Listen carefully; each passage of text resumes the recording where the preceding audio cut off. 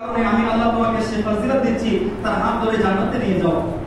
রাসূল করিম আলাইহিস সালাম দিনার দরবারে যখন কিছু গরীবদের পক্ষ হয়ে একজন প্রতিনিধি আসলেন এবং বলেন, ইয়া রাসূলুল্লাহ, সব ফজিলত আমির ব্যক্তিরা ধনীরা নিয়ে যাবে, আমরা গরীবরা কি বঞ্চিত হব?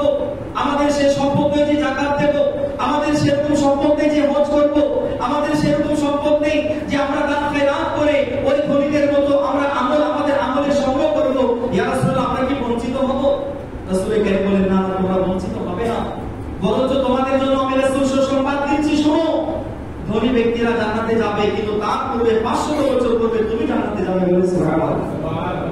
তোমরা জান্নাতে যাবে এবং তোমাদেরকে যারা সহযোগিতা করেছে, তোমাদের দিকে যারা উদারতা, তাদের অন্তরগুলোকে ভালোবাসা দিয়ে তোমাদেরকে আপন করেছে, আমি আল্লাহ তাদেরকে হুকুম করব তাদের হাত ধরেও জান্নাতে নিয়ে যেতে।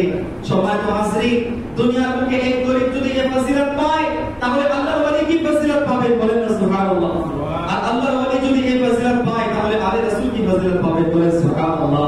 সম্মানিত হাজরিন, আমাদের নিসবতে আমাদেরকে কোথায় নিয়ে যাবে? জান্নাতে নিয়ে যাবে, যদি আমাদের আমল, আমাদের আকীদা, আমাদের বিশ্বাস যদি ঠিক থাকে। আল্লাহ রাব্বুল আলামিন পবিত্র কালামে পাকের মধ্যে বলছেন, কুল লা আসআলুকুম আলাইহি আজরান ইল্লা আল মাওয়াদ্দাতা ফিল কুরবা মাহবুব। আপনি বলে দিন, আপনি বলে দিন, আল্লাহ রাব্বুল আলামিন কুল শব্দ সেখানে ব্যবহার করেছে। মাহবুব, আপনি আপনার জবান থেকে বলুন, আমি তোমাদেরকে যা কিছু আল্লাহর পক্ষ থেকে এনে দিয়েছি, আমি তোমাদেরকে আল্লাহ রাব্বুল আলামিনের পক্ষ থেকে যা যা দিয়েছি, আমি এর বিনিময় তোমাদের কাছে চাই না, এর বিনিময় তোমাদের কাছে চাই না, শুধু একটাই চাই, আসআলুকুম আলাইহি আজরান ইল্লা আল মাওয়াদ্দাতা ফিল কুরবা। তোমরা আমার আহলে বাইতকে ভালোবাসবে, আমার আহলে বাইতকে মহব্বত করবে, আমার বংশকে তোমরা ভালোবাসবে, মহব্বত করবে। এবং রাসূল করিম আলাইহিস সালাম বলেন, আমি দুনিয়ার বুকে দুটি ভারী জিনিস রেখে যাচ্ছি, দুনিয়ার বুকে আমি দুটি কিমতি জিনিস, দামি জিনিস, ভারী জিনিস রেখে যাচ্ছি। এটা এমন ভারী, এমন ওয়েট, জামানার মধ্যে যত বড় তুফান আসুক না কেন, যত বড় প্লাবন আসুক না কেন, এটাকে সরাতে পারবে না। আবার রাসূল জানেন যে আমি যখন ভারী জিনিস উম্মতের মাঝে রাখার ঘোষণা দিয়েছি, আলহামদুলিল্লাহ আমাদের মাঝে তাশরীফ এনেছেন আমাদের উস্তাদ হযরত মাওলানা রিজওয়ান আল কাদরি জিলানী দামাত বরকাতুল আলিয়া। ইনশাআল্লাহ তাআলা কিছুক্ষণের মধ্যে তিনার মূল্যবান বক্তব্য আপনারা শুনতে পারবেন। তো তার পূর্বে আমি কিছু আলোচনা করে শেষ করব। যে আয়াতে কারিমা আমি তেলাওয়াত করেছি, আল্লাহ রাব্বুল আলামিনের হাবিব বলছেন যে আমি তোমাদের মাঝে দুটি ভারী জিনিস রেখে যাচ্ছি।